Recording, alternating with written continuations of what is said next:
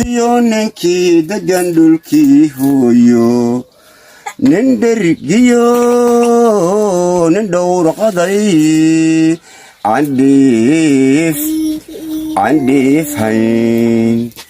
nin dhergiyo nin dhowrqaday candhiif hayn dhidig iyo laboodba hawlii kama dhammaatee qof waliba wixii dhibaa dhafuurkay ku taala ana dhaawacaygii jacayl dhibibta haystaan la dhadheeliyaaye ana dhaawacaygii jacayl dhibibta haystaan la dhadheeliyaa